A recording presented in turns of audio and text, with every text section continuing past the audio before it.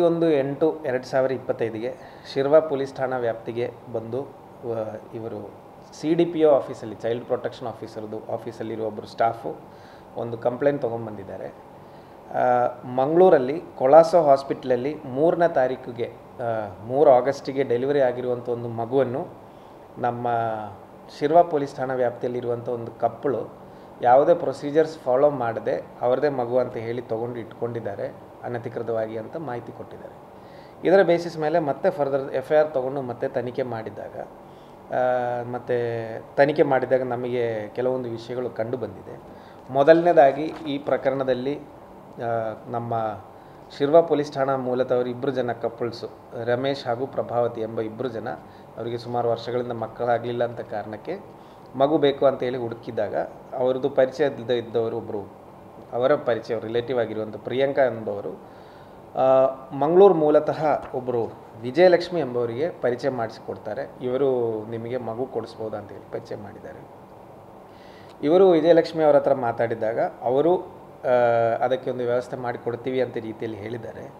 ಇದಾದ ಮೇಲೆ ಏನಾಗಿದೆ ಅಂತ ಹೇಳಿದರೆ, ಇವರದು ವಿಜಯಲಕ್ಷ್ಮಿ ಎಂಬವರಿಗೆ ಒಂದು ಪೇಯಿಂಗ್ ಗೆಸ್ಟ್ ಫೆಸಿಲಿಟಿ ಅವರದು ಇದೆ. ಆ ಪೇಯಿಂಗ್ ಗೆಸ್ಟ್ ಫೆಸಿಲಿಟಿಯಲ್ಲಿ ಒಬ್ಬರು ಲೇಡಿ ಮತ್ತು ಅವ್ರ ಮಗಳು ಕೆಲಸ ಮಾಡೋಕ್ಕೆ ಬಂದಿದ್ದಾರೆ. ಆ ಲೇಡಿ ಕೆಲಸ ಮಾಡ್ತಾರೆ, ಮಗಳು ಅಲ್ಲೇ ಪೇಯಿಂಗ್ ಗೆಸ್ಟಲ್ಲೇ ವಾಸ ಮಾಡ್ತಿದ್ರು. ಅವಳು ಪೇಯಿಂಗ್ ಗೆಸ್ಟಲ್ಲಿ ವಾಸ ಮಾಡುವಾಗಲೇ 4 ತಿಂಗಳು ಪ್ರೆಗ್ನೆಂಟ್ ಇತ್ತು. ಆ ಕಾರಣಕ್ಕೆ ಅವಳನ್ನು ಅಲ್ಲಿ ಕರೆಸಿದ್ದಾರೆ ಅಂತ ಆಮೇಲೆ ನಮ್ಮ ತನಿಖೆಯಲ್ಲಿ ಗೊತ್ತಾಗಿದೆ. ಆ ಹುಡುಗಿ ಸುಮಾರು 22 ವಯಸ್ಸಿರುವಂಥ ಹುಡುಗಿ, she is a rape victim. ಅವಳು ರೇಪ್ ಆಗಿ 4 ತಿಂಗಳು ಪ್ರೆಗ್ನೆಂಟ್ ಆಗಿದ್ದಾಳೆ. ಆವಾಗ ಆ ಮಗುವನ್ನು ಈ ಶಿರ್ವಾ ಮೂಲತಃ ಅವರ ಕಪಲ್ಸಿಗೆ ಮಾರಬೇಕು ಅಂತ ಹೇಳಿ ಡಾಕ್ಟರ್ ಸೋಮೇಶ್ ಅಂತ ಹೇಳಿ BC ರೋಡಲ್ಲಿ ಒಂದು ಪಾಲಿಕ್ಲಿನಿಕ್ ನಡೆಸ್ತಾ ಇರುವಂಥವ್ರು ಮತ್ತು ವಿಜಯಲಕ್ಷ್ಮಿ ಎಂಬವರು, ಇವರಿಬ್ಬರು ಜನ ಸೇರಿಕೊಂಡು ಪ್ಲ್ಯಾನ್ ಮಾಡಿ ಮೊದಲಿಂದನೇ ಪ್ಲ್ಯಾನಿಂಗ್ ಮಾಡಿದ್ದಾರೆ. ಯಾವ ರೀತಿಯಲ್ಲಿ ಅಂತ ಹೇಳಿದರೆ, 4ನೇ ತಿಂಗಳಲ್ಲಿ ಪ್ರೆಗ್ನೆಂಟ್ ಆಗಿ ಅವರು ಈ ಮಗುವನ್ನು ಮಾರುವ ಉದ್ದೇಶಕ್ಕೆ ಆ ಮಗುದು ತಾಯಿ ಮತ್ತು ಆ ಹುಡುಗಿದು ತಾಯಿ ಮತ್ತು ಆ ಹುಡುಗಿಯನ್ನು ಕರೆಸಿ ಅವರ ಪೇಯಿಂಗ್ ಗೆಸ್ಟಲ್ಲಿ ಕೆಲಸ ಮಾಡಿಸಿದ್ದಾರೆ ಮೊದಲನೇದಾಗಿ. ಎರಡನೇದಾಗಿ 4 ತಿಂಗಳಾದ ಮೇಲೆ 6 ತಿಂಗಳು ಮತ್ತು ಬೇರೆ ಬೇರೆ ಪ್ರೆಗ್ನೆನ್ಸಿ ಸ್ಕ್ಯಾನಿಗೆ ಹೋಗುವಾಗ ಇವರು ಪ್ಲ್ಯಾನ್ ಮಾಡಿ ಈ ಸ್ಕ್ಯಾನಿಂಗ್ ಹೋಗುವಾಗ ಆಧಾರ್ ಕಾರ್ಡ್ ಕೊಡಲಿಕ್ಕೆ ಕೇಳುವಾಗ ಈ ಯಾರು ಕಪ್ಪಳು ಈಗ ಅಡಾಪ್ಟ್ ಮಾಡಿದ್ದಾರೆ ಪ್ರಭಾವತಿ ಮತ್ತು ರಮೇಶ್ ಮೂಲ್ಯ, ಪ್ರಭಾವತಿದ ಆಧಾರ್ ಕಾರ್ಡ್ ಕೊಟ್ಟು ಸ್ಕ್ಯಾನಿಂಗ್ ಮಾಡಿಸ್ತಾಯಿದ್ರು.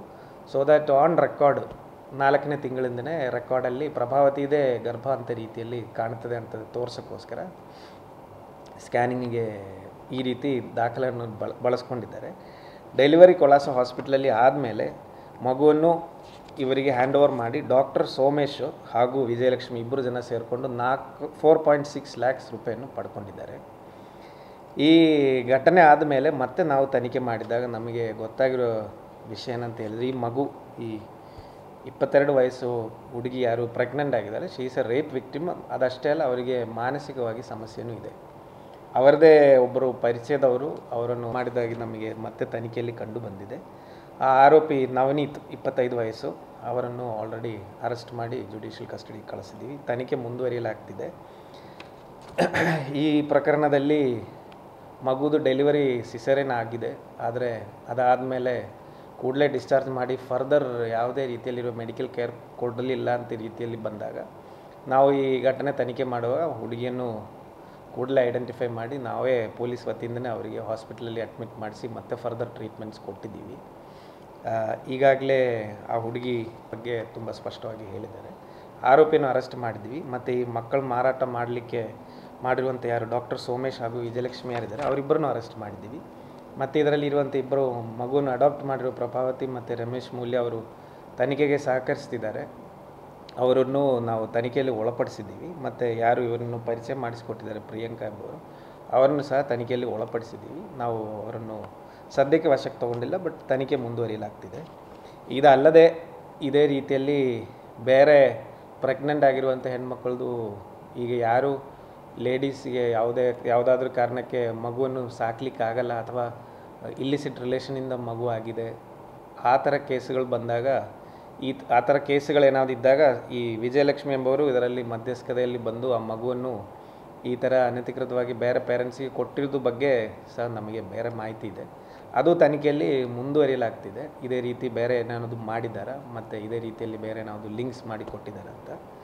ಸೊ ಈ ಪ್ರಕರಣದಲ್ಲಿ ಈಗಾಗಲೇ ಸೋಮೇಶ್ ಮತ್ತು ವಿಜಯಲಕ್ಷ್ಮಿ ಮತ್ತು ರೇಪ್ ಮಾಡಿರುವಂಥ ನವನೀತ್ 3 ಜನ ಆರೋಪಿಗಳನ್ನು ನಾವು ವಶಕ್ಕೆ ತೊಗೊಂಡಿದ್ದೀವಿ. ಮತ್ತು ತನಿಖೆ ಕಾರ್ಕಳ ASP ಹರ್ಷ ಪ್ರಿಯಮ್ಮದ ಅವರ ನೇತೃತ್ವದಲ್ಲಿ ಸದ್ಯಕ್ಕೆ ತನಿಖೆ ನಡೀತಿದೆ ಮತ್ತು ತನಿಖೆ ಮುಂದುವರಿಯಲಾಗ್ತದೆ. ಹೇಗೆ ಹೊರಗೆ ಬಂದದ್ದು ಪ್ರಕರಣ? ಹೇಗೆ ಹೊರಗೆ ಬಂದದ್ದು? ಪ್ರಕರಣ ಇದೆ, ನಾನು ಹೇಳಿದ್ದೇನಲ್ಲ ಮುಂಚೆ, ನಮ್ಮ ಇವರು ಚೈಲ್ಡ್ ಪ್ರೊಟೆಕ್ಷನ್ ಆಫೀಸರು ಅವರ ಗಮನಕ್ಕೆ ಅವರ ಇನ್ಫಾರ್ಮೇಷನ್ ಕಡೆಯಿಂದ ಬಂದಿದೆ. ಅವರು ನಮಗೆ ಫಾರ್ಮಲಿ ಕಂಪ್ಲೇಂಟ್ ಕೊಟ್ಟಿದ್ದಾರೆ. ವಿಜಯಲಕ್ಷ್ಮಿ ಅವರು ಹಿಂದೆ ಕೂಡ ಇದೇ ರೀತಿಯ ವ್ಯವಹಾರ ಏನಾದರೂ ಮಾಡ್ತಿದ್ರು ಅಥವಾ ಈ ರೀತಿಯ ಜಾಲದಲ್ಲಿ ಇದ್ದಿದ್ರ ಅಂತ? ಈಗ ಸದ್ಯಕ್ಕೆ ಅದರ ಬಗ್ಗೆ ನಮಗೆ ಮಾಹಿತಿ ಇಲ್ಲ. ಅವರಲ್ಲಿ ಯಾವುದೋ ಒಂದು ಪೇಯಿಂಗ್ ಗೆಸ್ಟ್ ನಡೆಸ್ತಿದ್ದಾರೆ, ಮತ್ತು omega hospital, Mangaluru omega hospital opposite ಒಂದು ಪೇಯಿಂಗ್ ಗೆಸ್ಟು ಮತ್ತು ಆ ಹಾಸ್ಪಿಟಲ್ದು ಕ್ಯಾಂಟೀನ್ ನಡೆಸ್ತಿದ್ದಾರೆ ಮತ್ತು ಇನ್ನಿತರ ಸಂಘಟನೆಗಳಲ್ಲಿ ಆ್ಯಕ್ಟಿವ್ ಆಗಿದ್ದಾರೆ ಅಂತಷ್ಟೇ ನಮಗೆ ಪ್ರಾಥಮಿಕ ಮಾಹಿತಿ ಇರೋದು. ಒಬ್ಬೊಬ್ಬರು ಇಂಡಿವಿಜುವಲ್ದು ಸಂಘಟನೆಗೆ ಲಿಂಕ್ ಮಾಡೋ ಅವಶ್ಯಕತೆ ಇಲ್ಲ. ಓಕೆ.